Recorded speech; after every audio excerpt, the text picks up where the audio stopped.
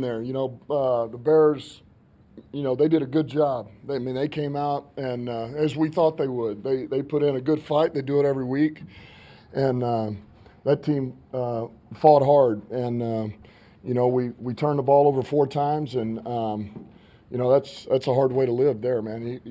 It's hard to get out of that hole. So, I was proud of the guys, the coaches. Nobody got frazzled. We knew if we could just get the ball back in our court, we get a stop, score, we could get some momentum back. But, man, that's what I was proud of.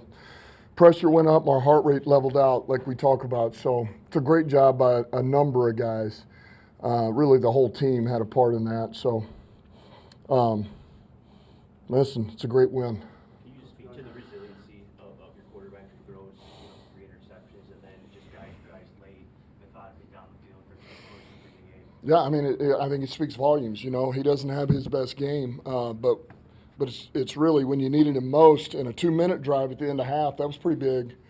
And then at the end of the game, down 2 scores, that's when he's at his best in a game that he's not playing his best game. I think that speaks volumes. So here's what we know about Goff. At the very least, he's going to be mentally tough and physically tough, and you can always count on that. You can bank on that. And today, he showed his resiliency, and when we needed those plays, man, he showed up in no huddle mode. It was awesome. Coach, you guys haven't gone to something like this since 1962. You hear those type of numbers, this type of thing that you're doing. How does that make you feel? I know you guys still don't know, but just hear that since 1962. That's a long time, It's a long time. It's something we talked about before the season. Not that, hey, let's get so many wins before 1962 season, but just, man, let's make the most of this season. We got a chance to do something special. Let's take it 1 week at a time. And also, every week is different. Every opponent's different. Every matchup is different, and you just don't know what all it's going to take to win against that opponent. Is it going to take a certain play from the defense, a certain style, or your special teams or offense? But, man, collectively, we found a way today. And look, man, it's great to be 8-2, and we got a big one in about 4 days or 5. I don't know what it is, but it's coming up. I don't know if you maybe it wasn't designed like this, but Dave Montgomery had a huge hand in that last year. He scored the game-winning touchdown. Yeah. Ran the ball against his whole team. Do you think it means like that, and maybe you speak to what he's meant to you guys this year? Yeah, what you see is what you get with David. He's steady, he's reliable, he's explosive. He can help you in the pass game, run game, protection. And if there's anything I'd say is, man, wish we could have gotten the ball more. But, the turnovers, that's where you get out of rhythm and you're not able to entirely do what you kind of went in and set to do game plan-wise, schematically against their defense. And so we just kind of got out of a rhythm and flow. But there again, once we needed him there at the end just to be able to give him the ball, man, he was huge for us on those last couple of drives. When the stops don't come and when Justin's running the way he was running and then the turnovers happen, is there a point on the sidelines throughout a game like this where you lose a little bit of patience, where your trust in your guys is tested a little bit? No. I say this all the time. I'm like, guys, as long as we have the ability to get a stop and we got 3 timeouts, we can do anything. And we had the 3 timeouts and we were close. And,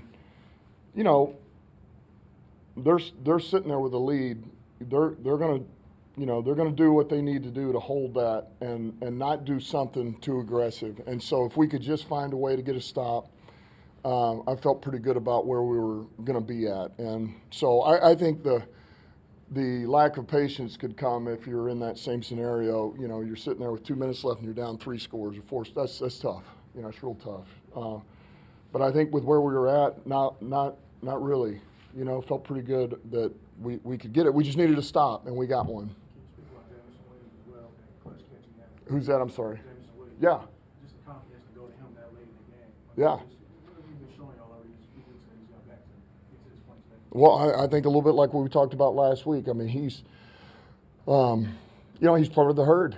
He's part of the herd. He's been accepted, and the way he works and the way that, man, he goes and he blocks and he's starting to run some pretty good routes and he's making some catches and there's a lot of guys that are beginning to trust him, you know, and that's been earned. No different than everybody else had to earn it, man. You got to, whoever you are, offensive lineman, receiver, back, man, you got to earn your right.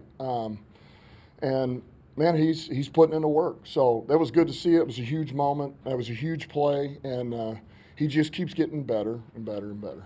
You know. What do you think about the way?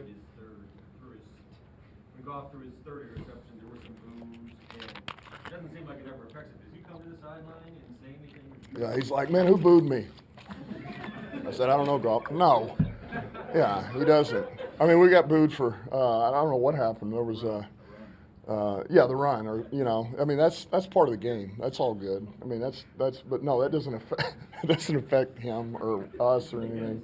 It's all, you know, we get it. So no, he was good. He never got frazzled. And honestly, I don't know if I've ever really seen him frazzled. You know, he does a pretty good job of, I mean, more than anything, like I think he just wants to punch himself in the face sometimes. It's like, you're more like, you know, it's all right. You know, he gets frustrated with himself because you know, things happen. They happen, and it was just one of those games, a little bit off on a couple of things. Now, the last one got batted. You know, that's out of his control. But sometimes you're going to have those games, and that's when, you know, defense has got to pick you up, which they did. We got to find a way to get some takeaways. We got 2. And we're going to need Golf at some point again. And he showed up for us at the biggest moment. So. One more, guys. Dan, just your thoughts on how he played and how thankful were you that he was just a little long in that deep throw? Man, he played really well. He played really well. You know, you just don't know what his timing's going to look like having not played in about 4 weeks, right? You know, this is the first real live bullets he's gotten since he got hurt. And, man, he played really well.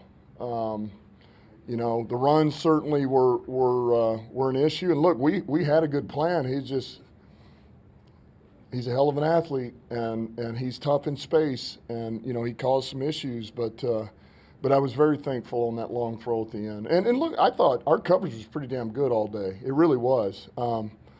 And, you know, it came down to a play like that there at the end, and we were able to cover it, and he missed on the throw, and that's this league.